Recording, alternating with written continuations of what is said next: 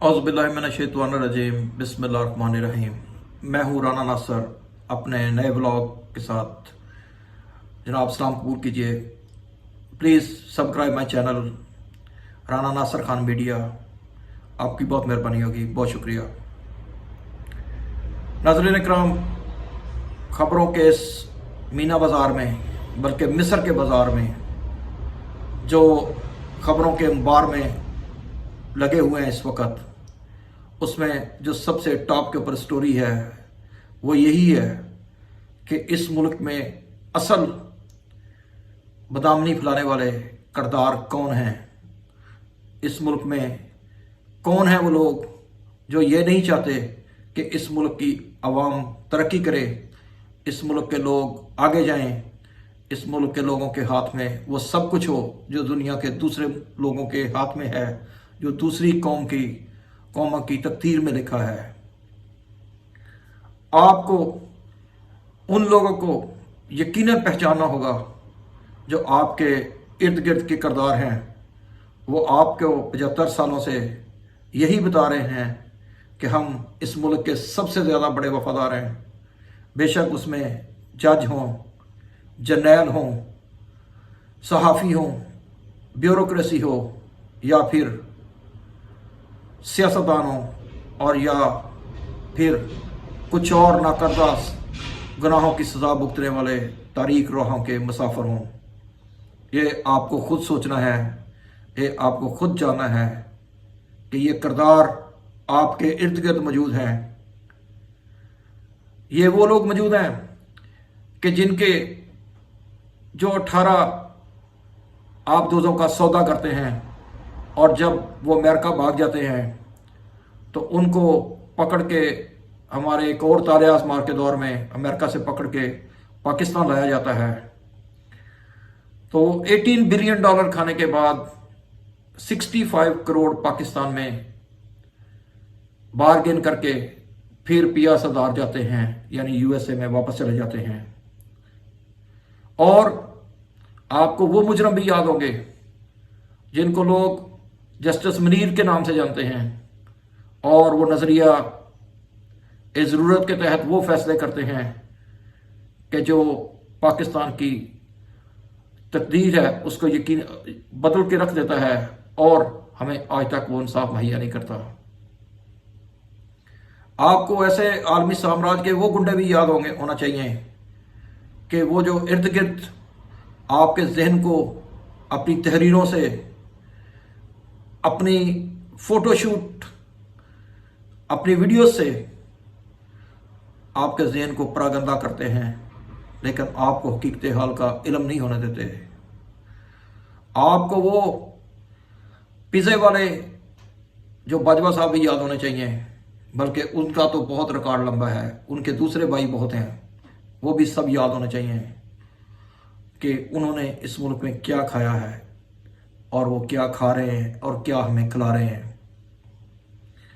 नाज़रीन इकराम, अब रह गई बात सियासतदानों की, तो आपको वो बदकिरदार सियासतदान, खा वो दीन फरोश मुल्ला की शक्ल में हों, या वो बदकिरदार जिनके तय खानों में से अरबों रुपए बरामद हो रहे हों, या वो लोग जिनके घरों से 500-500 किलो सोना बरामद हो रहा हो, या वो ऐसे सियासतदान जहाँ पे बच्चे हॉस्पिटलों के बाहर रक्षों में पैदा हो रहे हों और वो मर गए हों और उनका पुरसाने हाल ना हो, लेकिन वो लोग एक अजीम लीडर भुट्टो के नारे को इस तरह एक्सप्लोर करें कि हर जगह भुट्टो जिंदा, जब भी उनको ज़्यादा आवाम को तकलीफ पहुँचे तो वहाँ पे वो भुट्टो जिंदा है का नारा लगाएं, और फिर उन्हीं का सबूत 144 कंट्रीज़ के दौरे करे और पाकिस्तान के अवाम के खून से सिंचे हुए पैसे को बर्बाद करे, और लेकिन पाकिस्तान को एक रत्ती भर का भी फ़ायदा ना हो,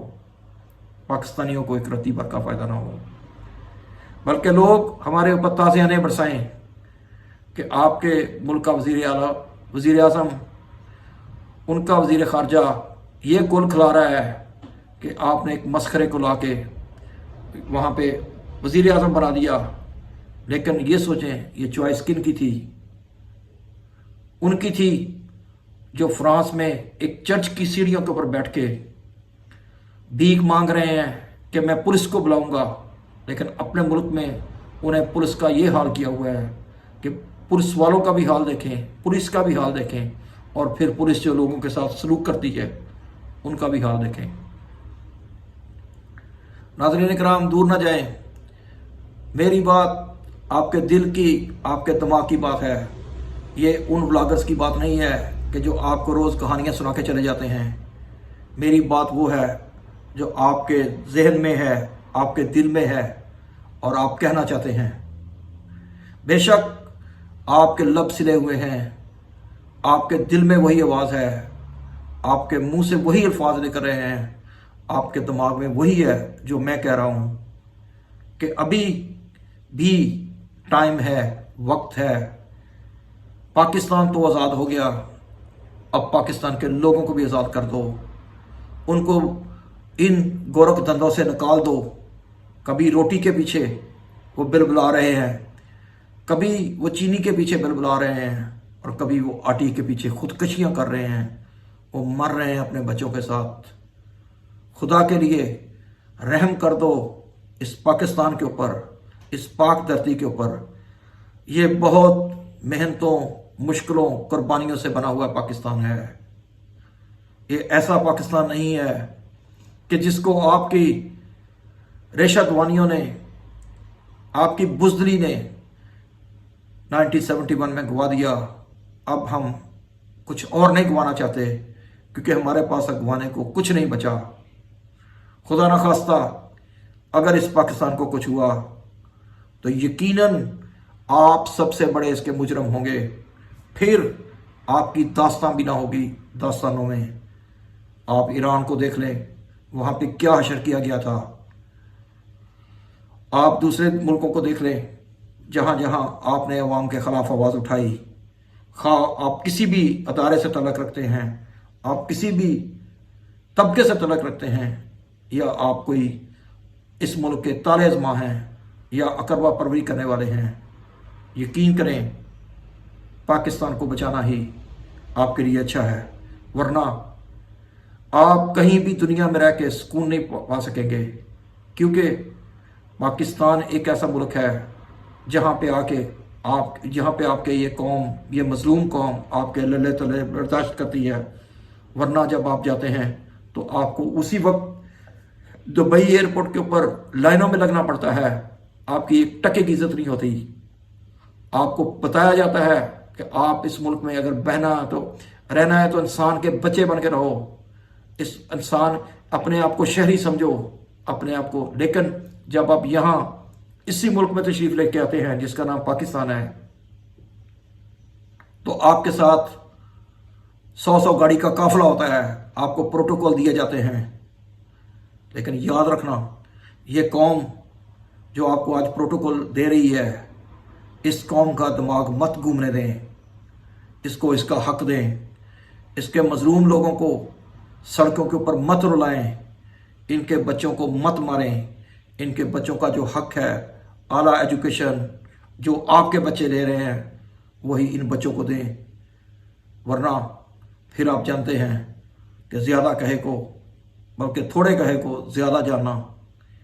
अमा इलन बला। अंटर नेक्स्ट टाइम के लिए राना नासिर को इजाज़त दिए। अस्सलाम वालेकुम।